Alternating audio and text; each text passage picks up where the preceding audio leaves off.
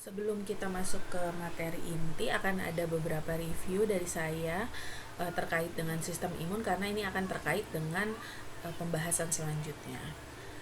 Kita review bahwa sistem imun adalah suatu sistem yang memang tujuannya melindungi kita dari penyakit atau keadaan sakit. Kemudian kita sama-sama tahu bahwa tubuh kita ini selalu terpapar dengan benda asing.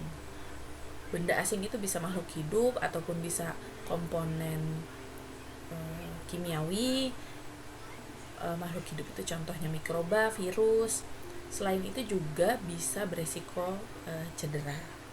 Karena kita bukan makhluk yang statis, cedera itu akan selalu ada, walaupun hanya cuma kepentok atau terluka, teriris sedikit, itu ada terlibat sistem imun di situ. Kemudian sistem imun ini melindungi tubuh kita, tapi tidak akan menyebabkan kerusakan bagi tubuh kita pada keadaan normal.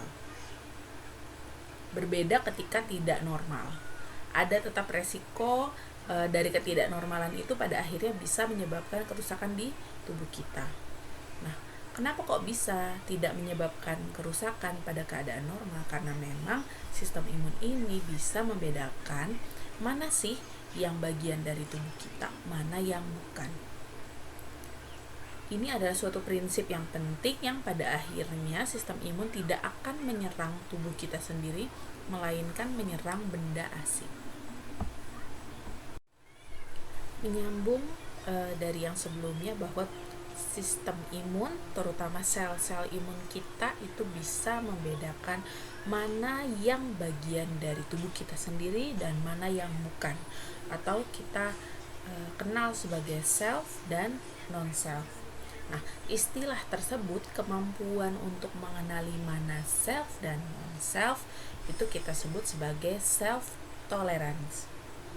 Di mana di sini dicontohkan bahwa contoh komponen self yang ada di tubuh kita yaitu apa aja sih? Di antaranya adalah sel-sel yang memang terdapat di tubuh kita, termasuk protein yang diproduksi, kemudian peptida atau komponen apapun yang memang ada di tubuh kita. Nah, kemudian untuk yang non-self itu protein juga, namun protein yang berasal dari eksternal. Nah, selain itu bisa nggak sel yang tubuh kita bisa itu dikatakan sebagai benda asing apabila sudah terinfeksi oleh misalnya oleh virus, oleh bakteri, artinya sudah terkontaminasi sehingga rusak. Atau sel kanker yang memang secara sifat sudah berubah dari sel normal tubuh kita. Itu bukan termasuk, walaupun memang awalnya adalah sel tubuh kita, tapi selanjutnya ketika perilakunya berubah seperti pada cancer cells itu tidak termasuk sel tubuh kita lagi, dan artinya harus dieksekusi, harus dieliminasi. Kemudian bisa juga sel dari orang lain, contohnya pada transfusi, kemudian pada transplantasi atau yang lainnya, dan tentunya virus, mikroba, ataupun toksinnya juga bisa, senyawa kimia juga bisa, apapun yang dari luar tubuh atau dari dalam tubuh yang perilakunya memang sudah berubah atau sudah terinfeksi. Nah, sekarang kok bisa sih itu kan sama-sama protein, tapi kok bisa pada akhirnya ini adalah protein yang dari dalam tubuh, ini adalah protein yang bukan dari dalam tubuh? Itu ada penjelasannya. Bahwa sebelum kita bahas ke situ, kita ingat terlebih dahulu bahwa kita di seluruh sel di tubuh kita pasti ada reseptor yang menempel pada membran dan punya pengenalan spesifik. Mudahnya adalah ada label-label yang memang bisa dikenali oleh sistem imun kita. Ketika tidak ada label tersebut, itu akan dikatakan sebagai benda asing. Nah, di sini konteksnya labelnya tersebut yang tertempel di membran sel, di permukaan membran, di sini istilahnya kita kenal sebagai human leukocyte antigens atau HLA. Mungkin teman-teman sudah sering dengar ya istilah tersebut. Jadi ini letaknya di permukaan yang memang bisa dikenali oleh sistem imun.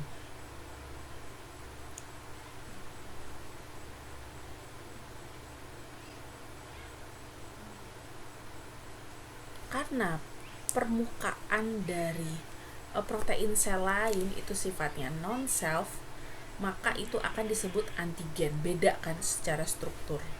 Dan pada akhirnya kalau tidak sesuai dengan yang biasa dikenali, itu akan diserang oleh sistem imun atau imun akan berespons untuk mengeliminasi. Human leukosit antigen ini tidak hanya terdapat pada sel leukosit atau sel imun saja, namun ada pada seluruh sel, namun memang jenisnya berbeda. Mungkin selain istilah HLA, rekan-rekan ingat kembali ada istilah MHC atau kita kenal sebagai Major Histocompatibility Complex. Itu ada dua, ada yang MHC1 kelas 1, ada yang MHC kelas 2, dimana memang yang kelas 1 ini hampir ada di semua sel, sedangkan yang kelas 2 ini hanya beberapa sel seperti sel T helper, karena memang ada tujuannya, ada fungsinya tersendiri yang tidak kita bahas detail di sini. Tapi secara garis besar adalah bahwa keberadaan HLA pada permukaan membran sel itu seperti kalau diumpamakan itu seperti barcode. Artinya dengan adanya HLA itu bisa saling mengenali satu sama lain antara sel imun dengan sel tubuh kita. Kemudian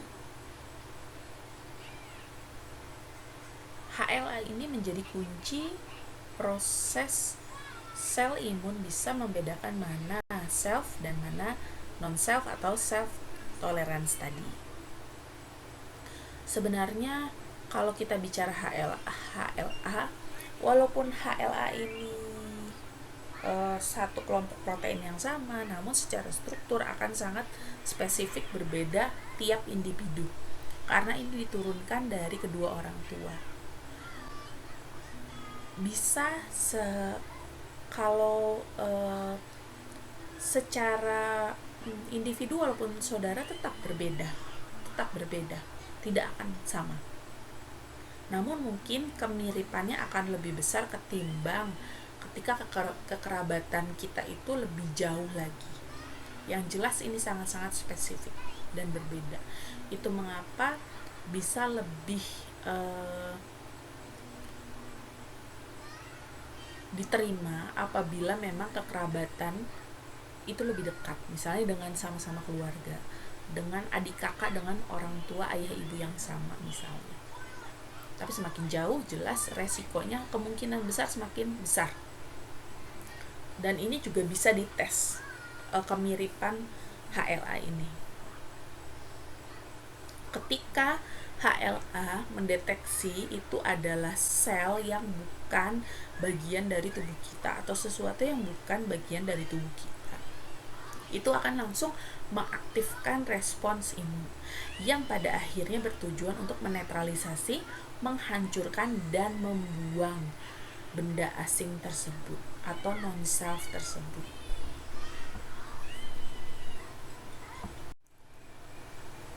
Ini adalah gambaran proliferasi dari stem cell, di mana stem cell merupakan sel punca yang selanjutnya bisa berdiferensiasi menjadi berbagai sel, termasuk eritrosit dan leukosit maupun trombosit. Bisa dilihat bahwa kebanyakan sel itu berasal dari stem cell yang membelah jadi ada mieloid dan ada limfoid. Nah, yang mieloid progenitor cells ini akan berubah menjadi berbagai sel imun termasuk neutrofil, basofil, eosinofil, monosit, makrofag. Kemudian ada yang berdiferensiasi menjadi eritrosit, ada yang berdiferensiasi menjadi megakariosit yang akhirnya pecah fragmen menjadi trombosit. Kemudian untuk yang lymphoid progenitor ini terutama akan menjadi sel natural killer dan sel T maupun sel B, di mana kita ingat lagi bahwa sel T dan sel B ini termasuk ke dalam sel imun yang adaptif. Sedangkan neutrofil, basofil, eosinofil, monosit, dan natural killer itu masuk ke sel imun yang non-adaptif atau yang bawaan. Kalau rekan-rekan lihat istilah antibody itu adalah yang diproduksi oleh sel B, bukan oleh yang lain. Yang lain punya cara tersendiri untuk eliminasi, tapi kalau antibody itu adalah sel B. Target vaksin adalah sel B mampu membentuk antibody yang spesifik terhadap paparan, di mana sel B ini akan memproduksi antibody dengan peranan atau bantuan dari sel T helper. Keduanya ini adalah sistem imun yang adaptif, yang punya memori, artinya menyimpan memori terhadap paparan yang pernah didapatkan dan memproduksi antibody yang spesifik terhadap paparan tersebut. Kalau kita bicara vaksin, sekali lagi vaksin targetnya adalah sistem imun adaptif, yaitu sel B memproduksi antibody dan sel T punya memori. Sedangkan kalau neutrofil, basofil, eosinofil dan teman-teman lainnya itu tidak perlu ada paparan karena memang tidak punya memori, sehingga apapun yang memang dianggap benda asing itu bisa dieliminasi. Cuma nggak spesifik, nggak punya memori, artinya ya udah serang-serang aja tanpa punya strategi. Sedangkan kalau sel B dan sel T ini spesifik sekali. Nah, ini adalah gambaran tentang sistem imun yang bawaan atau innate atau non-spesifik yang sebelah kiri, sedangkan yang kanan adalah yang adaptif atau spesifik, di mana tadi sel-sel selain T dan B, limfosit T dan B itu tidak spesifik. Ya udah serang-serang aja, dan ini bisa berlangsung akut. Respons awal mekanisme defense secara seluler imun itu diperankan oleh sel-sel leukosit yang tadi, kecuali T dan B. Nah, kemudian ketika ingin mencapai sistem imun yang adaptif, itu tentunya perlu waktu yang lebih lama. Sampai pada akhirnya limfosit B membentuk antibodi yang spesifik. Nah, dari tadi kok ada istilah spesifik, apa sih contohnya nyata dari spesifik tadi? Begini, spesifik di sini adalah saya contohkan. Misalnya mendapat vaksinasi hepatitis B, atau memang selain hepatitis B, vaksin-vaksin yang lain lah. Nah, untuk artinya kan hepatitis B ini mencegah penyakit hepatitis B. Ketika diberi vaksin, harapannya limfosit ini membentuk antibodi yang khusus bisa berespons ketika ada paparan nyata dari virus hepatitis B tadi. Kenapa dikatakan spesifik? Karena memang antibodinya hanya bisa berespons pada virus hepatitis B saja yang memang terdapat di vaksin tadi. Vaksinnya kan berisi komponen, baik itu komponen utuh atau yang dilemahkan dari virus hepatitis B. Nah, imun adaptif ini bisa berespon secara spesifik ke itu aja. Sedangkan gimana kalau misalnya nggak pernah ada paparan ke TB, misalnya bakteri TB, itu tidak ada Jadi kenapa dikatakan spesifik? Ya sudah, karena pada penyakit yang memang atau pada jenis virus atau mikroba yang memang pernah terpapar. Nggak harus vaksin sih, apapun itu. Cuma kan kalau vaksin konsepnya sengaja diberikan. Bisa juga paparan yang nyata, misalnya udah pernah kena virus satu, kemudian di selanjutnya itu udah ada antibodinya sehingga respons eliminasinya lebih cepat. Nah, sedangkan kalau sistem imun innate itu bisa menyerang apapun, baik itu yang udah pernah atau yang belum pernah, itu bisa diserang selama memang dianggap sebagai benda asing. Seperti itu.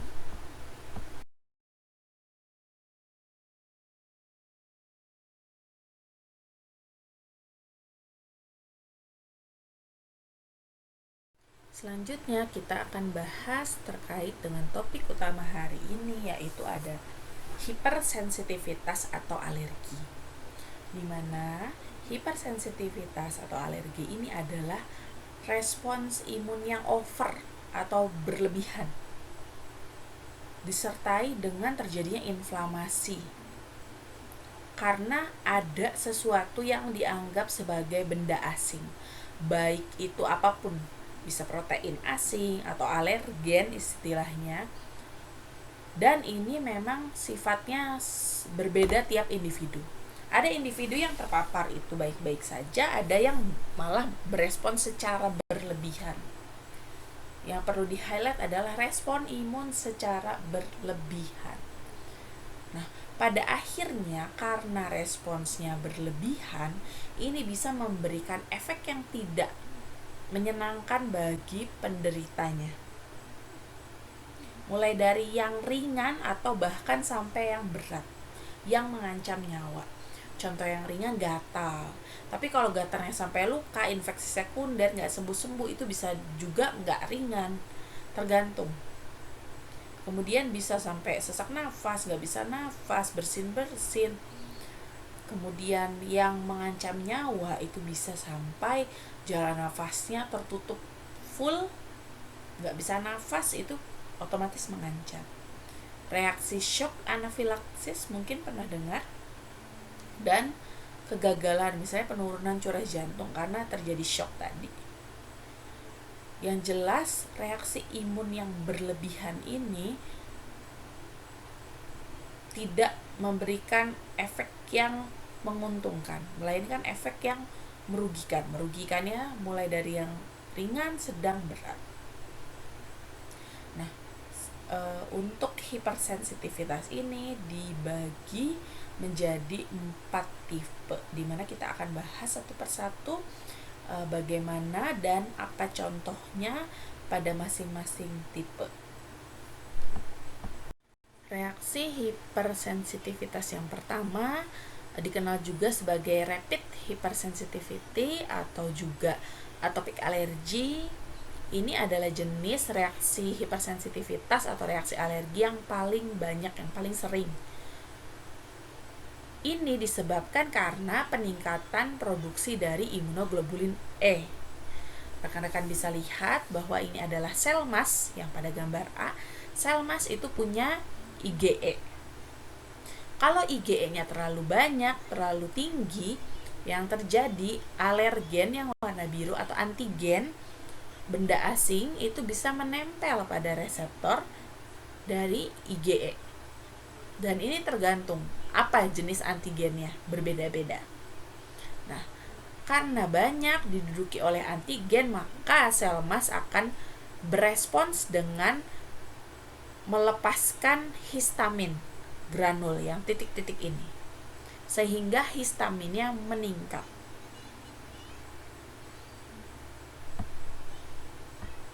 Mohon diingat kembali tentang struktur IgE. Kita kan ada ya, IgE, imunoglobulin E, imunoglobulin M, imunoglobulin G, imunoglobulin A. Itu berbeda secara struktur dan berbeda juga secara kapan harus diproduksi, kapan tidak, seperti itu.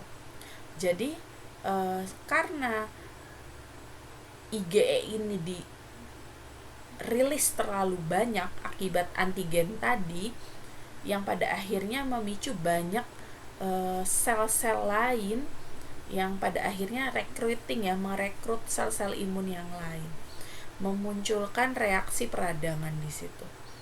Dan ini bisa beragam sekali. Mulai dari misalnya ada angioedema, bisa juga gatal karena histamin tadi, bisa juga bersin-bersin, bisa juga sampai pembengkakan jalan nafas, bronkokonstriksi karena tadi histaminnya terlalu banyak. Jadi histamin ini akan memicu baik itu proses inflamasi maupun memberikan efek langsung terhadap berbagai bagian sel tubuh lainnya, yang menimbulkan nanti gejala-gejala, contohnya ada di bawah. Dan secara struktur perlu diingat ya, bahwa ini berbeda dengan imunoglobulin lain, dimana kalau target vaksin itu bukan IgE melainkan IgG. IgE dibutuhkan, tapi ada perannya kapan harus diproduksi. Diproduksi normal, namun jumlahnya tidak terlalu banyak. Sehingga biasanya kalau IgE-nya tinggi itu kemungkinan kita bisa juga kolaborasikan ke dokter, ini ada peningkat terjadinya alergi kalau IgE-nya terlalu tinggi secara laboratorium. Ini adalah contoh efek dari peningkatan IgE tadi. Peningkatan IgE ini contohnya ada angioedema, bisa dilihat di gambar. Ini merupakan kategori respon hipersensitivitas atau reaksi hipersensitivitas tipe 1 yang cukup berat. Ini meliputi pembuluh darah dan memang lapisan kulit. Bisa juga lapisan kulit, membran mukosa, subkutan yang terefek. Ini berbeda sama rhinosinusitis. Kalau rhinosinusitis ini hanya permukaan superficial saja. Karena tadi angioedema ini terjadi akibat peningkatan IgE dan mediator inflamasi lainnya. Dan ini bisa terjadi pada seluruh tubuh, cuma memang paling sering ini pada bagian wajah, terutama bibir, lidah, laring, dan leher. Tentunya kalau di nafas bisa sangat mengganggu sekali ya untuk proses bernafas. Contoh yang kedua ada rhinosinusitis atau high fever. Ini adalah gejala alergi terutama pada hidung dan rongga sinus.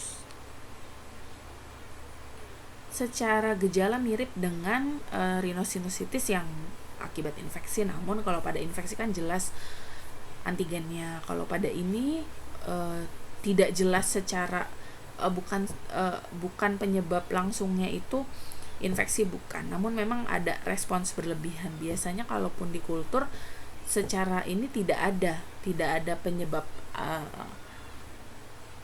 alerginya. Di sini dicontohkan ada beberapa alergen atau antigen yang bisa menyebabkan rhinosinusitis ini. Di antaranya debu itu kan kadang-kadang beberapa orang ya cuma cukup bersin saja, tapi pada beberapa orang yang hipersensitif itu bisa rhinosinusitis tadi.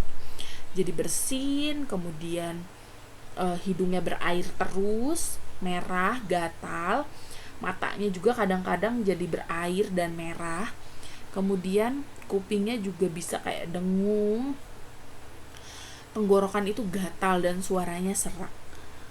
Bisa juga disertai dengan batuk. Tapi ini berbeda dengan asma ya. Kalau asma itu kan bronkusnya, kalau ini tidak, hanya saluran nafas bagian atas saja sampai dengan ke tenggorokan.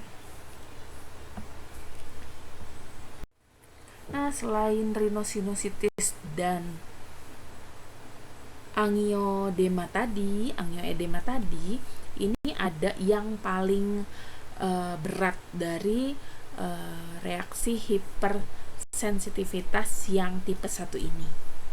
Yang paling berat dan mengancam nyawa kita kenal sebagai anafilaksis. Ini terjadinya cepat dan bisa, kalau tidak tertangani atau termanage dengan tepat, itu bisa menyebabkan kematian. Karena memang banyak organ yang terlibat.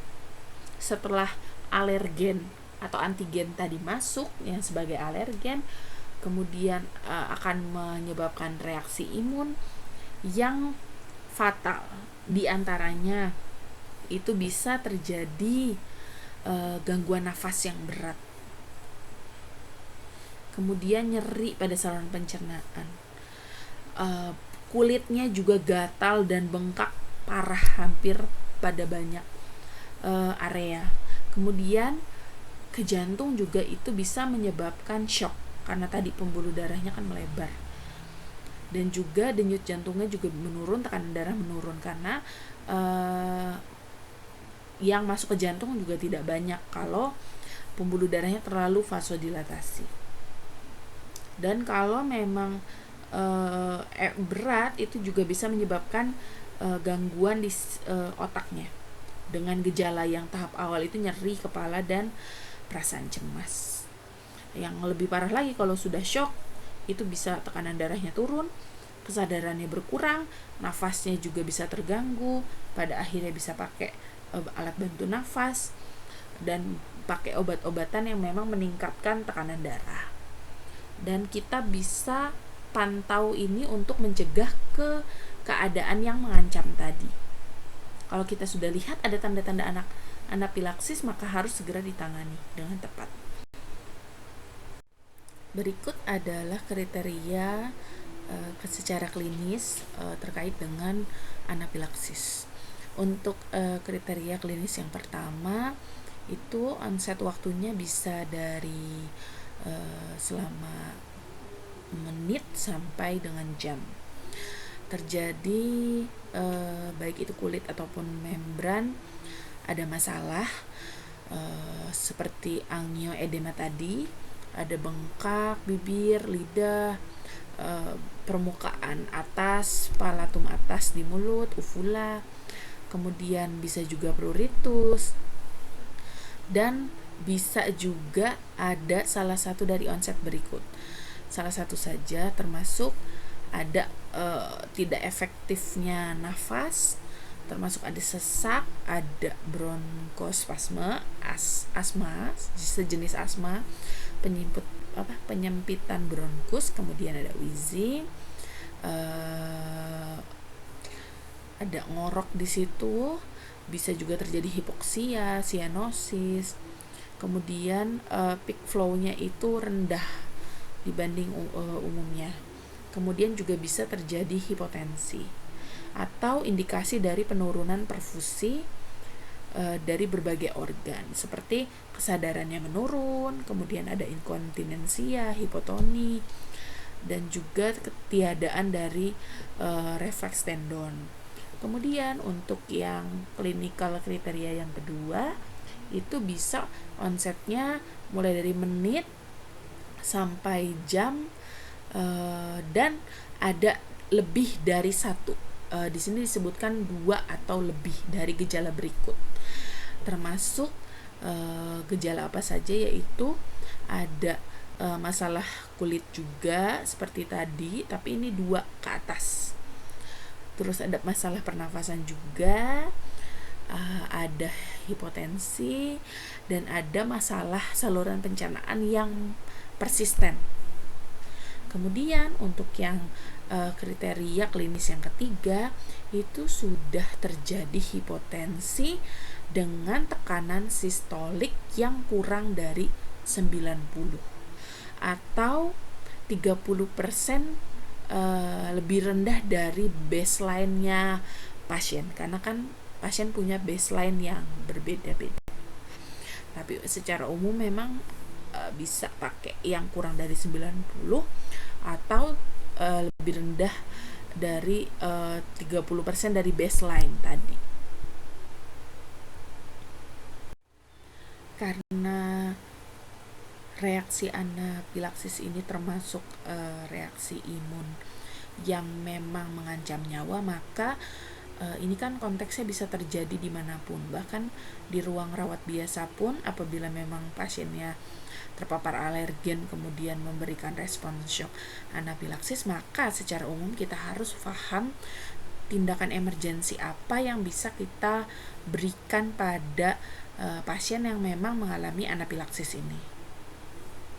Yang di sini ada beberapa penanganan yang memang bisa kita lakukan, namun ini secara general, artinya bisa saja nanti di tempat rekan-rekan praktek itu ada perbedaan urutan atau perbedaan penanganan, namun secara general itu sama penanganannya. Fokus ke ABC tentunya kalau emergency. Nah, apabila kita ketemu dengan pasien di ruang rawat, kemudian pasiennya mengalami hipersensitivitas karena paparan antigen atau misalnya contohnya obat yang memberikan respon sampai ke tahap anafilaksis, maka kita harus melakukan yang pertama, tentunya kita pantau dan pertahankan airway breathing dulu. Kemudian kita panggil rekan-rekan kita yang lain yang bisa membantu, yang mana pada akhirnya kita bersama-sama bisa melakukan tindakan emergensi. Kalau memang tidak bisa nafas spontan, itu memang kalau harus intubasi, kolaborasi dengan dokter untuk intubasi. Kemudian bisa juga kita berikan oksigen yang tekanan tinggi menggunakan non-rebreathing mask. Setelah itu juga kita bisa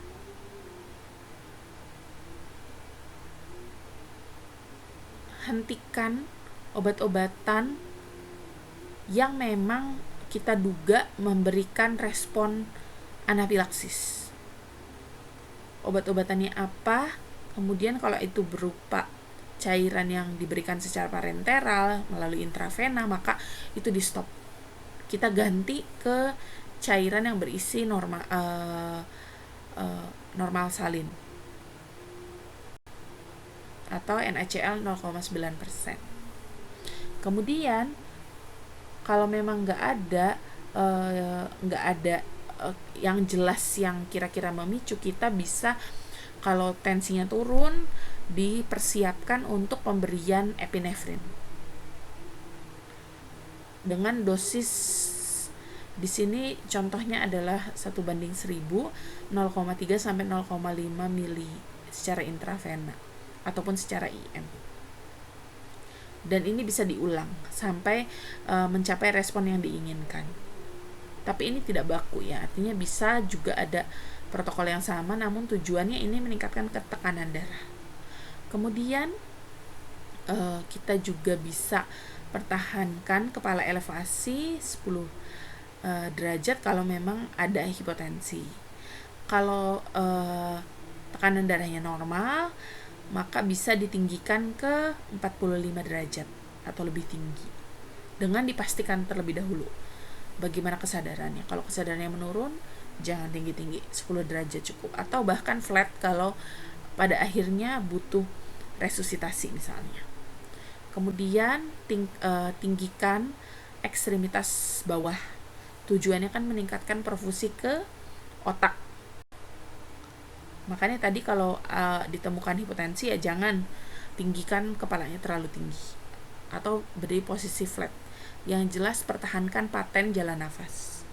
Kemudian kita harus stay dengan pasien, pastikan epinefrin atau obat-obatan emergensi untuk meningkatkan tekanan darah itu bagaimana responsnya, meningkatkan atau tidak. Selalu pantau. Pemantauannya lebih ketat ketimbang tidak ada reaksi ini. Kemudian silakan berikan intervensi pendukung lainnya sesuai kolaborasi dengan dokter tadi.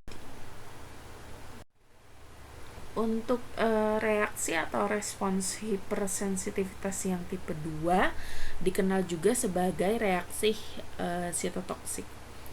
Ini memang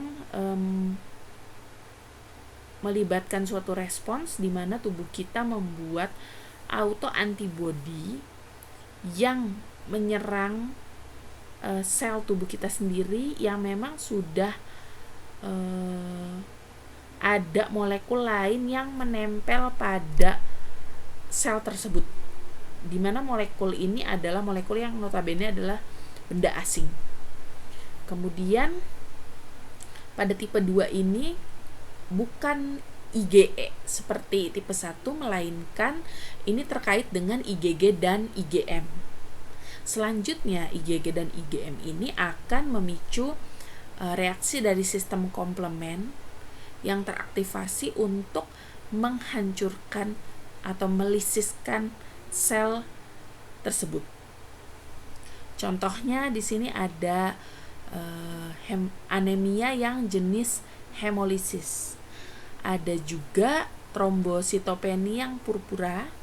Kemudian juga bisa reaksi transfusi ketika terutama ketika mendapatkan transfusi yang salah, dan juga bisa dari obat-obatan. Salah satu contoh dari hipersensitivitas tipe 2 adalah reaksi sitotoksik, yaitu hemolisis karena transfusi. Artinya transfusi yang tidak cocok, tidak kompatibel. Pada gambar ini sebenarnya mengilustrasikan apabila terjadi secara in vitro, secara laboratorium. Kalau di dalam tubuh secara in vivo akan lebih parah lagi. Di sini dicontohkan hanya secara in vivo. Bisa nggak terjadi di tubuh? Tentu bisa. Cuma kita lihat ya secara lebih sederhana agar rekan-rekan bisa membayangkan bagaimana sih ketika itu tidak cocok. Nah, yang A ini adalah gambaran ketika terjadi ketidakcocokan antara darah pendonor dengan penerima, di mana pendonor itu akan memberikan eritrosit. Kemudian akan diuji dengan penambahan serum dari dari penerima. Kalau misalnya tidak cocok, itu akan diserang oleh antibodi dari penerima. Ini adalah istilah uji coba pada pemeriksaan komtes sebelum transfusi biasanya. Nah, di sini akan ditambahkan regen COMS, di mana ini berisi anti-human IgG dan anti-human C3. Kenapa? Karena ketika ditambahkan, kalau terdapat antibodi yang menyerang eritrosit, maka akan terjadi aglutinasi. Ini yang menandakan bahwa di dalam darah penerima terdapat suatu antibodi yang akan pada akhirnya mengenali eritrositnya pendonor. Kalau di dalam lab atau secara lab, secara in vitro, itu hanya akan terjadi aglutinasi saja. Bayangkan kalau itu terjadi di dalam tubuh, itu ada reaksi yang lebih lanjut. Artinya ketika sudah diaglutinasi akan memicu sistem komplement, sistem imun lainnya untuk datang ke situ untuk mengeliminasi, mendestruksi, merusak, dan itu bisa berefek pada area yang terpapar. Misalnya kalau itu mengendap ke ginjal, itu juga bisa merusak ginjal sistem imun kita. Karena tujuannya sebenarnya mengeliminasi ini. Cuma jadi hiper. Mengeliminasi ini. Tapi kan mengeliminasi ini kalau menempel di organ-organ penting, itu jadi organ yang penting itu juga akan terkena imbasnya. Nah, sedangkan pada yang B adalah yang kompatibel, di mana tidak ada antibodinya terhadap sel itu. Artinya sel itu tidak dianggap sebagai sesuatu yang asing. Tidak ada antibodinya.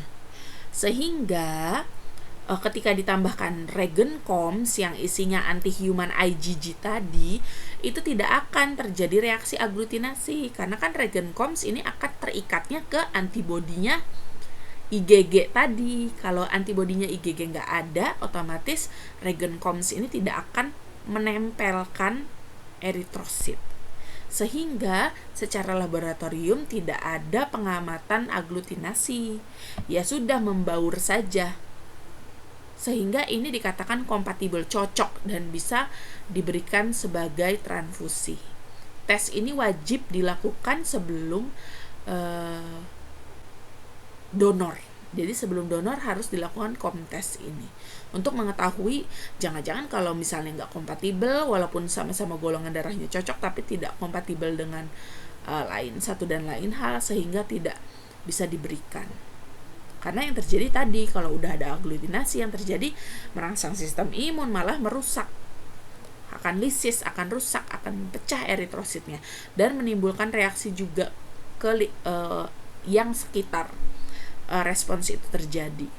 Seperti itu. Selanjutnya adalah reaksi hipersensitivitas tipe 3 atau dikenal juga sebagai immune complex reaction, di mana pada hipersensitivitas tipe 3 ini terjadi reaksi karena antigen yang terlalu berlebihan yang pada akhirnya menyebabkan kompleks imun terbentuk di darah. Kemudian kompleks imun tadi bersirkulasi, terutama pada pembuluh darah kecil. Contohnya pembuluh darah kecil itu ada di ginjal, ada di kulit, ada di sendi, dan pembuluh darah kecil lainnya. Kemudian ini bisa memicu proses peradangan, kemudian juga terjadi kerusakan baik itu sel bahkan jaringan dan juga pembuluh darah karena kompleks imun tadi. Ada banyak sekali dan ini adalah contoh-contoh penyakit yang memang umumnya sifatnya autoimun terkait dengan reaksi tipe 3. Jadi beda ya, kalau reaksi 1 IgE, reaksi 2 IgG, contohnya juga beda. Kemudian pada tipe 3 ini karena terbentuk kompleks imun, karena antigennya terlalu banyak. Ya. Nah, ini adalah contoh dari immune complex reaction atau hipersensitivitas tipe 3. Ini ada rheumatoid arthritis, ada juga systemic lupus erythematosus atau SLE. Dimana kalau pada rheumatoid arthritis ini kompleks imun itu ada di pembuluh darah kecil, terutama di sendi. Dan di sendi ini kemudian memicu terjadinya destruksi atau perusakan jaringan. Akhirnya ada luka dan ada jaringan fibrotik. Nah, sedangkan pada SLE juga sama, kompleks imun cuma lebih banyak di pembuluh darah dan menyebar di mana-mana. Bisa pembuluh darah umum kulit, bisa juga di ginjal, bisa juga di sendi tadi. Jadi bisa juga pada SLE ini ada rheumatoid arthritis juga bisa. Dan organ lainnya. Yang jelas kalau pada SLE itu lebih banyak yang terlibat. Sedangkan pada rheumatoid arthritis saja itu hanya pada sendi saja. Nah, dan ini juga bisa disebabkan karena obat-obatan atau pemberian serum. Kuncinya adalah pada tipe 3 adalah terbentuknya kompleks imun yang umumnya terjadi pada pembuluh darah, baik itu di kulit, di sendi, di ginjal, atau organ lainnya. Kalau di paru-paru bisa menyebabkan efusi pleura, bisa juga menyebabkan masalah jantung, bisa juga pada ginjalnya, bisa juga pada sendi, dan lainnya. Kalau kulit ini contohnya ada yang ada tanda khususnya disebut butterfly rash karena serupa dengan kupu-kupu bentuk eritemanya seperti itu. Selanjutnya adalah hipersensitivitas yang tipe 4 atau delay hypersensitivity reaction. Pada tipe 4 ini yang terlibat adalah sel T. Sedangkan antibodi dan komplement itu tidak terlibat. Kita lihat pada tipe 4 ini terjadi sensitisasi dari sel T. Ini terkait dengan paparan yang sebelumnya terhadap antigen. Pada akhirnya akan melepas mediator kimiawi yang memicu makrofag untuk merusak antigen. Kita ingat bahwa sel T helper itu kan tidak menyerang langsung terhadap antigen, namun sel T akan mendelegasikan dengan melepaskan senyawa kimiawi sitokin khusus yang memang selanjutnya akan mengaktifasi makrofag untuk mengeliminasi atau mengutus sel T yang jenis sitotoksik untuk mengeliminasi antigen. Tipe 4 ini responsnya itu memang bisa berkisar dari jam sampai hari, bahkan bisa lebih lama lagi. Responsnya ini meliputi ada edema, ada iskemia, dan pada akhirnya kerusakan jaringan pada lokasi paparan. Contohnya adalah dermatitis kontak, kemudian ada juga lokal respon dari gigitan serangga, bisa juga dari reaksi penolakan terhadap transplantasi, bisa juga sarkoidosis. Contoh yang pertama dari reaksi hipersensitivitas tipe 4 ini ada diterapkan pada pemeriksaan TB. Di sini disuntikan PPD atau positive purified protein derivat. Ini adalah protein yang dipurifikasi yang memang pada akhirnya akan memicu pembentukan klem karena sensitisasi dari sel T.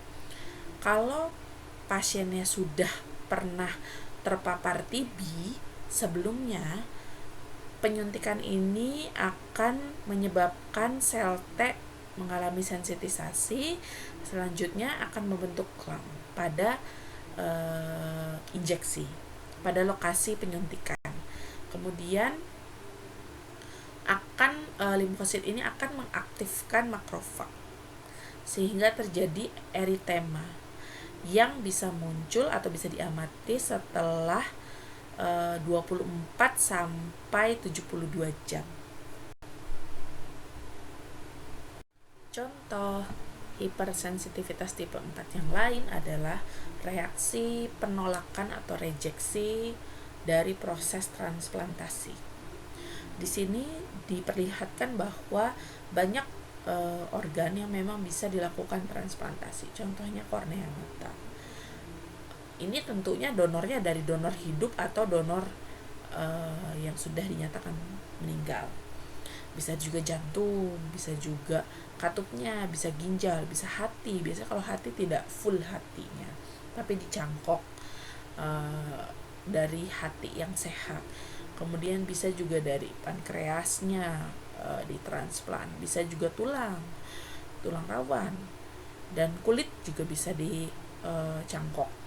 Namun memang ini bisa yang paling dicegah itu sebenarnya reaksi ini, reaksi hipersensitivitas tipe 4, penolakan terhadap cangkok tadi.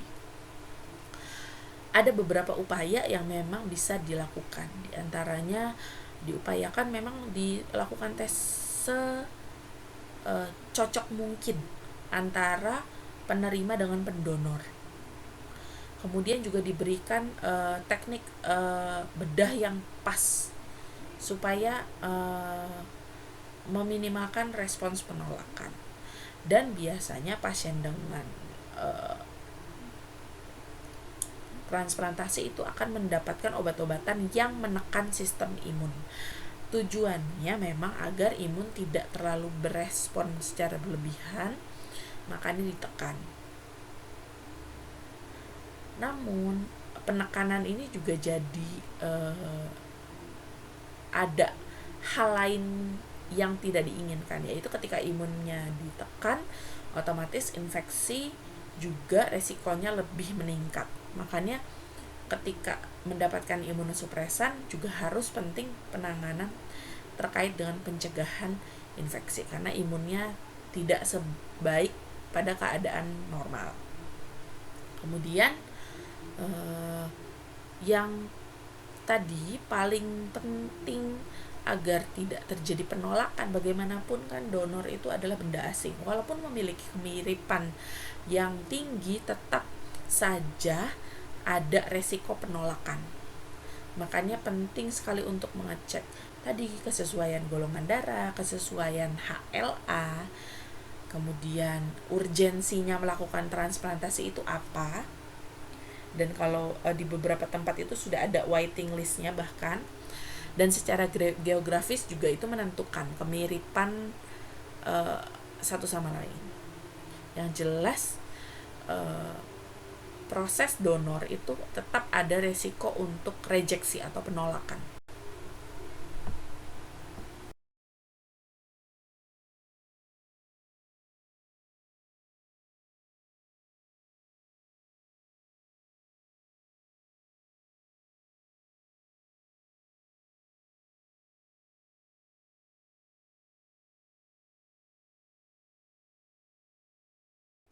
Proses keperawatan yang pertama adalah pengkajian. Untuk menyusun perencanaan keperawatan, penting bagi kita untuk mengkaji terlebih dahulu kondisi pasien terkait dengan hipersensitivitas. Ada beberapa data yang harus kita ambil. Yang pertama adalah data subjektif. Ini meliputi informasi kesehatan yang tentunya terkait ke hipersensitivitas. Ditanyakan tentang riwayat kesehatan yang lalu, ada tidak masalah pernafasan, ada tidak tanda-tanda yang tadi sudah dibahas terkait dengan keluhan, gejala terkait hipersensitivitas, kemudian obat-obatan, ada tidak alergi obat-obatan yang diketahui sebelumnya, atau pernah nggak obat yang dikonsumsi kemudian memberikan efek alergi. Kemudian bisa juga mengkaji pola fungsi kesehatan, meliputi persepsinya terhadap alergi, kemudian nutrisi dan metabolik, ada nggak masalah intoleransi terhadap makanan, muntah, eliminasinya seperti apa, ada tidak kram perut, ada tidak diare, aktivitas dan olahraganya ada tidak kelemahan, ada tidak sesak nafas, ada tidak batuk, kemudian secara kognitif dan persepsi ada tidak masalah gatal, sensasi panas, kemudian mata kemerahan, mata berair, hidung, tenggorokan atau kulit yang kemerahan, nyeri, gatal, dan tanda lainnya. Kemudian ada tidak masalah di rumah ataupun kantor, dan juga ada nggak hewan yang dipelihara atau masalah seperti kebersihan rumah dan yang lainnya. Selanjutnya, untuk pengumpulan data objektif perlu mengkaji seluruh tubuh. Namun ada beberapa hal yang kita fokuskan terkait hipersensitivitas. Ini ada masalah di kulit, ada tidak kemerahan, gatal, utikaria, kemudian papul, vesicles, bulai, kekeringan, kemudian ada nggak iritasi karena digaruk atau iritasi yang lain. Kemudian untuk telinga, mata, hidung, dan tenggorokan, ada tidak kemerahan di mata, ada tidak hipersekresi dari kelenjar air mata, kemudian ada tidak di bawah mata tuh seperti circles, kemudian di telinga ini ada nggak gangguan di pendengarannya, kemudian ada nggak infeksi yang terus berulang, di hidung ada tidak polip, bagaimana pernafasan hidung, ada tidak rasa gatal di hidung, ada tidak rinitis, ada tidak sneezing, ada tidak perdarahan di saluran hidung. Kemudian di tenggorokan itu bagaimana sensasi di tenggorokan, bagaimana kebersihan di tenggorokan, ada tidak pembengkakan di lidah, di kemerahan di tenggorokan, kemudian ada tidak kelenjar limfa yang terpalpasi. Kemudian di respirasi dikaji wheezing, stridor atau sputum yang kental.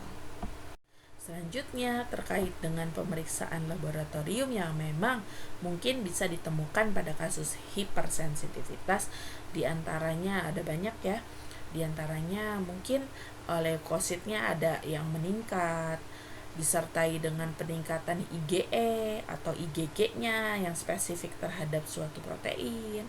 Kemudian sputumnya seperti apa, sekresi bronkialnya seperti apa, kalau di kultur ada tidak infeksi sekunder, bahkan ada kalau tidak ada ya berarti hasilnya negatif seperti apa. Kemudian ada tidak abnormal dari skin testnya.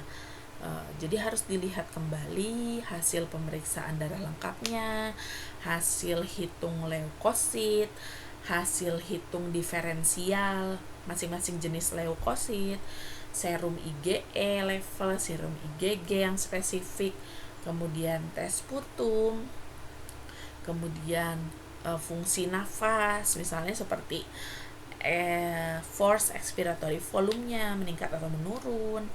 Kemudian ada tidak kalau skin test ada tidak muncul hasil positif atau tidak, dan pemeriksaan lainnya.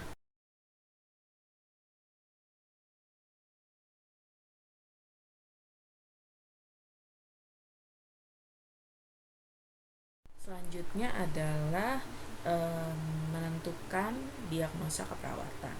Di sini penentuan prioritas diagnosa adalah berdasarkan data yang didapatkan. Jadi tidak harus urutannya seperti ini, namun ini adalah diagnosa yang sering diangkat pada kasus-kasus hipersensitivitas. Di antaranya ada gangguan kerusakan integritas kulit, kemudian gangguan citra tubuh terkait dengan kalau memang ada perlukaan atau ada perubahan di kulitnya yang mengganggu citra tubuh. Kemudian juga ada resiko infeksi terkait dengan ada permukaan yang terbuka di kulit atau resiko lainnya terkait infeksi.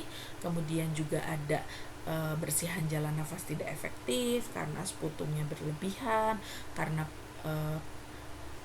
pembengkakan jalan nafas. Kemudian juga ada gangguan pola nafas, gangguan pertukaran gas kalau sudah ada hasil analisa gas darah yang ada perubahan misalnya di luar dari normal.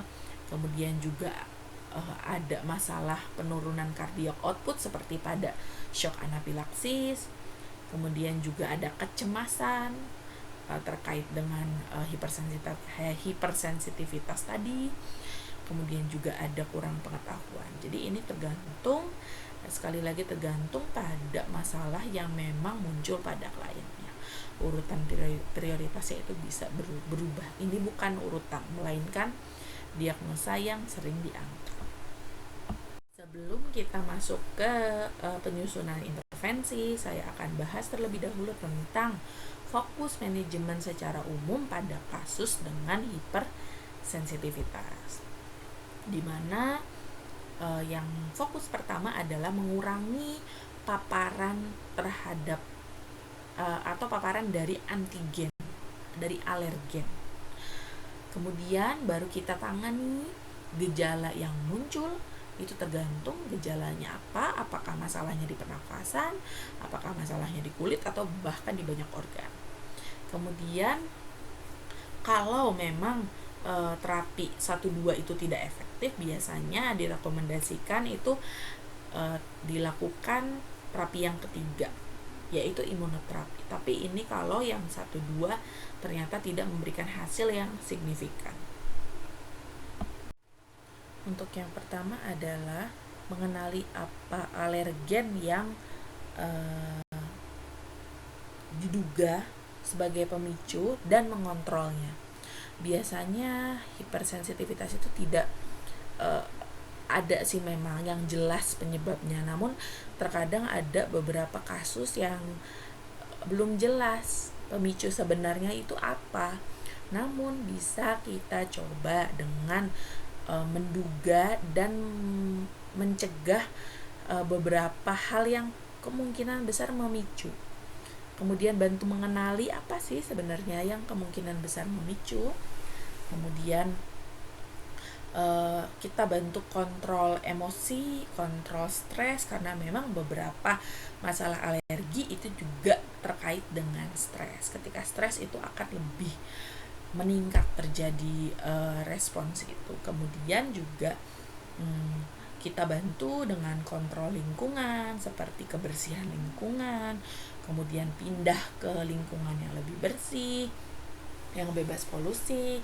Kemudian kalau memang punya hewan peliharaan, diupayakan jangan dulu, karena kemungkinan takut alergennya ini dari hewan peliharaannya. Kemudian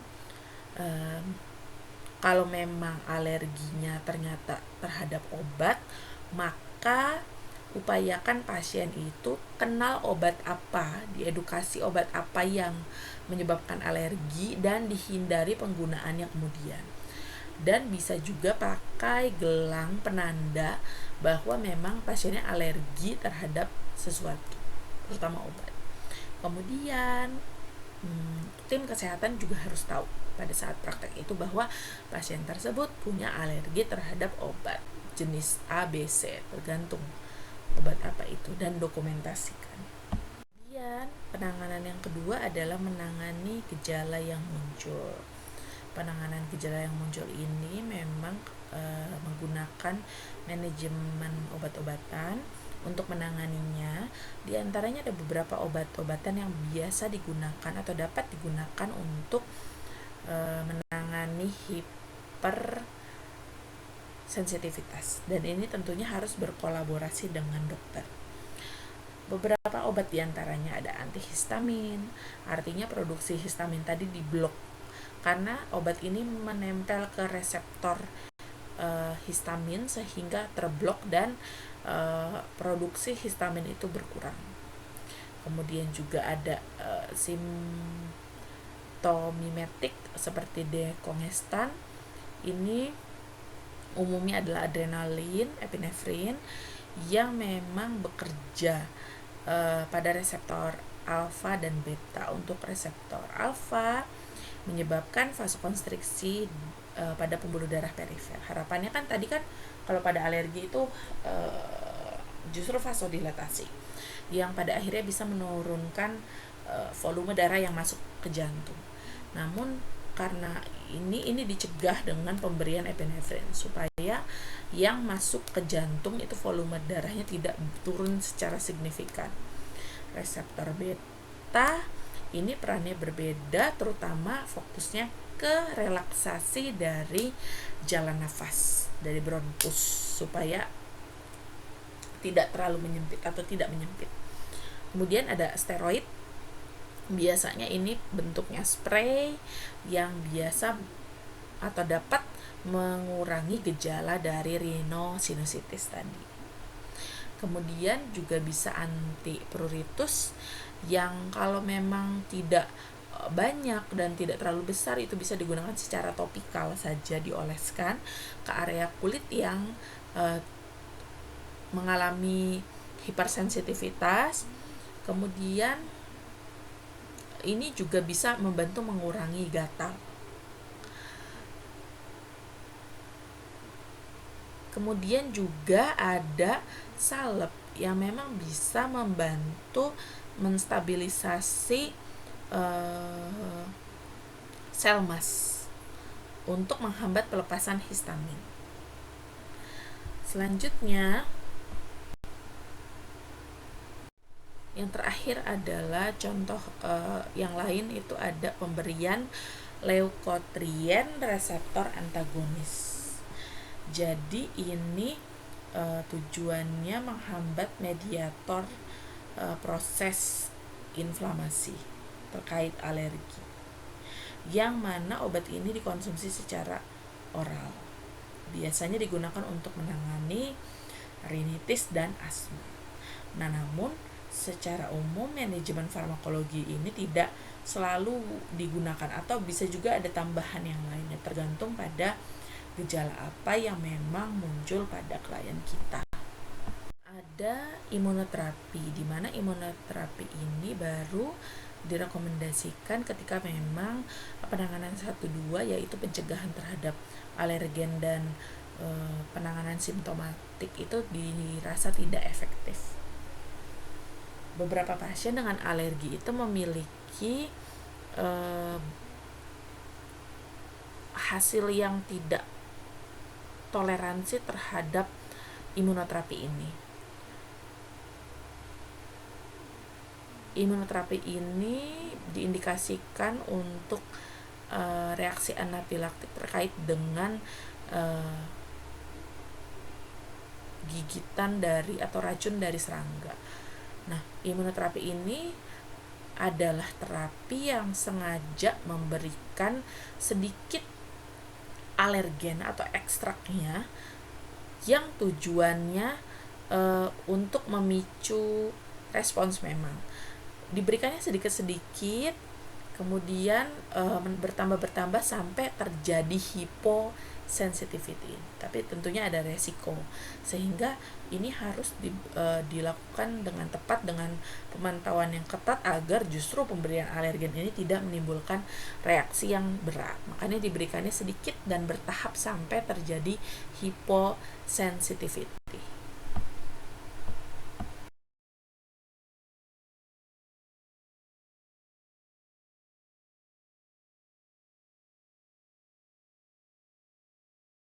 Selanjutnya, ini adalah contoh beberapa intervensi keperawatan yang bisa diberikan bergantung pada diagnosa yang diangkat. Di sini saya mencontohkan 3 diagnosa, di mana yang pertama adalah kerusakan integritas kulit.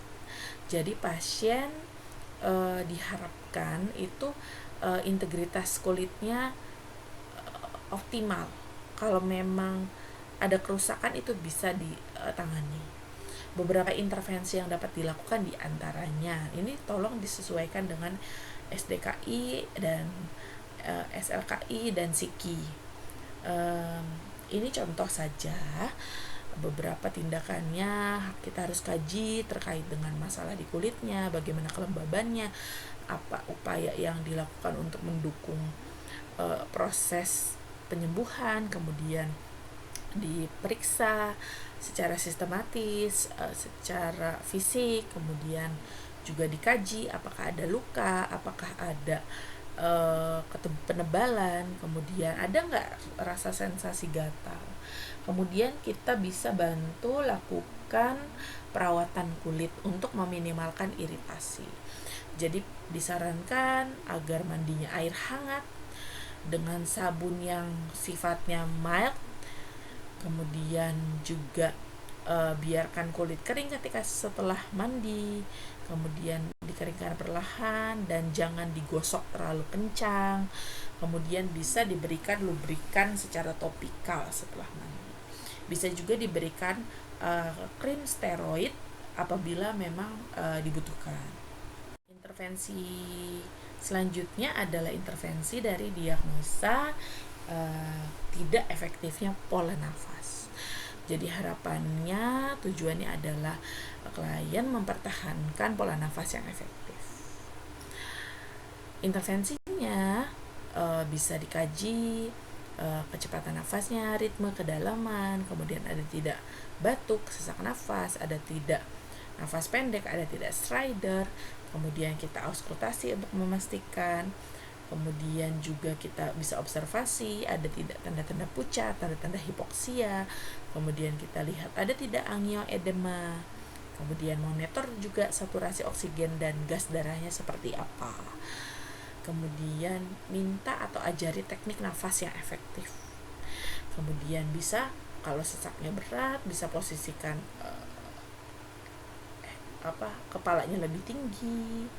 kemudian bisa berikan oksigen sesuai indikasi atau kolaborasi dengan dokter berapa dosisnya, kemudian juga berikan obat-obatan yang sesuai dengan perencanaan.